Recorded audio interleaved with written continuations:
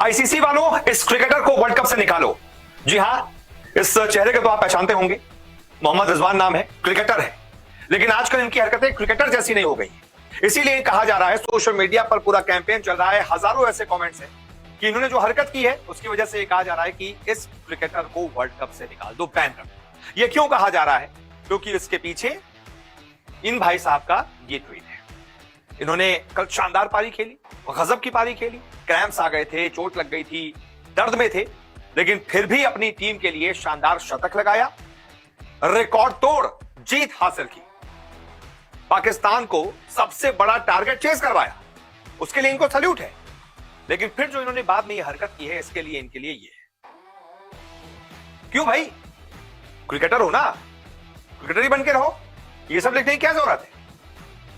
देख लीजिए इन्होंने शतक के बाद क्या ट्वीट किया।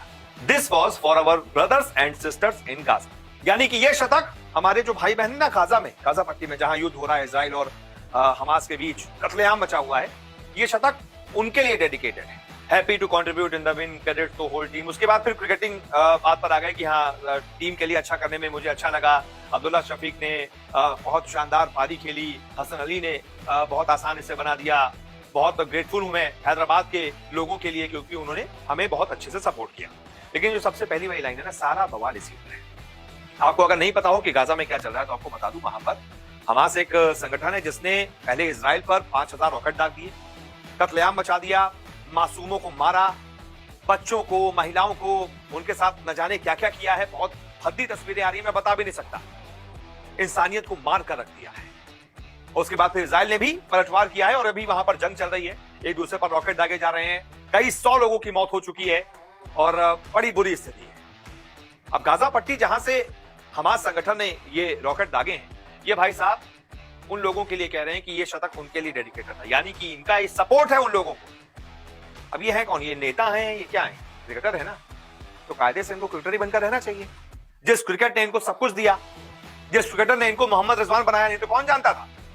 लेकिन उसी क्रिकेट न सिर्फ ये ट्वीट करके इन्होंने सिर्फ अपनी बेइज्जती नहीं करवाई है, पूरे वर्ल्ड कप की, हिंदुस्तान की, क्योंकि हिंदुस्तान की सरजमीन से ट्वीट हुआ है, पूरे वर्ल्ड कप की, हिंदुस्तान की, क्रिकेट की, क्रिकेट पर कलंक लगाया, पूरे वर्ल्ड कप पर कलंक लगाया है। अपने ऊपर तो लगाया ही है कलंक, अपनी टीम पर, पाकिस्तान पर, सब पर कलंक लगवाया है।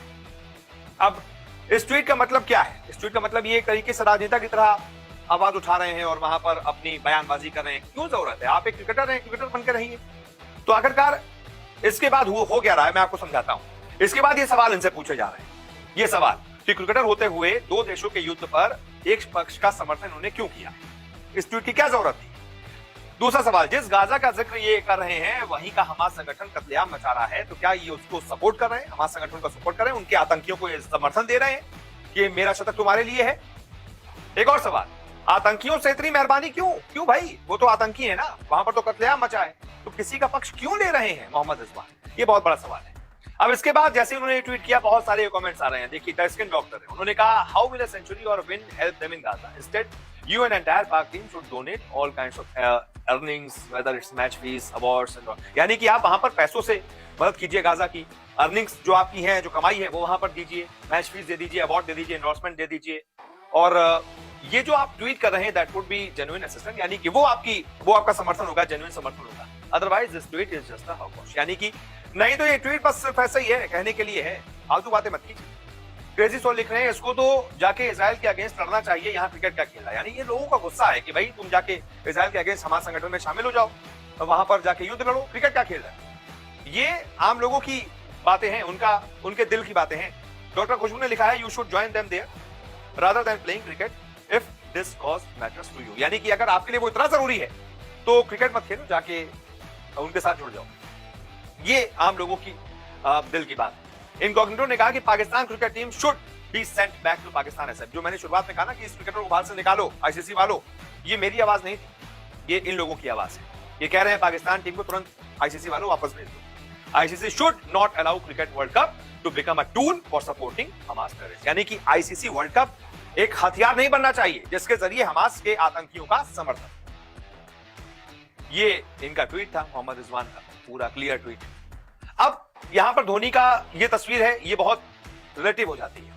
आईसीसी पर ये सवाल है, 2019 के वर्ल्ड कप में धोनी इस आर्मी के बलिदान बैच के साथ दिखे थे।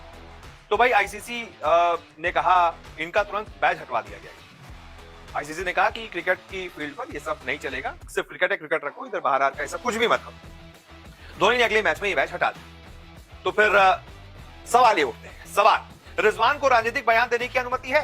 उधर धोनी को बैच लगाने की अनुमति नहीं थी, लेकिन क्या रिजवान को राजनीतिक बयान देने की अनुमति है? क्योंकि अभी तक आईसीसी ने इस पर कोई कमेंट नहीं किया है, रिजवान को झाड़ा भी नहीं, सवाल भी नहीं पूछा। आईसीसी दूसरा सवाल ये कि सख्त वार्निंग दी जाएगी? क्या सख्त वार्निंग रिजवान को दी जाएगी कि अगली बार से ऐसा कोई भी ट्वीट करने से पहले 100 बार सोचना, मत करना वर्ल्ड कप के बीच में ऐसा कोई भी ट्वीट?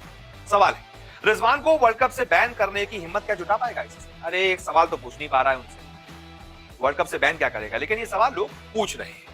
अब आ जाते हैं इनके करियर पर कि इन्होंने कितना कुछ हासिल किया है जिस क्रिकेट से आज ये उसी पर कलक लगा रहे हैं। सोचिए 67 मैच खेले अभी तक वनडे पाकिस्तान के लिए, 1892 रन बनाए, 40 का औसत है, 3 शतक ठोक चुके हैं, 13 अर्धशतक है, 131 का हाईएस्ट इनका स्कोर है। इतने शानदार स्टैट है, उसके बावजूद ये हरकतें। इसीलिए लोग ये कह रहे हैं कि भैया इनको यहां से निकाल बाहर करो, क्योंकि क्रिकेट की फील्ड पर राजनीति की कोई जगह नहीं होनी चाहिए। और अगर आप एक क्रिकेटर हैं, क्रिकेटर बन के रहिए, नेता मत बनिए। रिजवान भाई साहब आपसे दरख्वास्त है। बहुत बहुत शुक्रिया इस रिपोर्ट को देखने के लिए। आपकी क्या राय है कमेंट करके जरूर बताइएगा।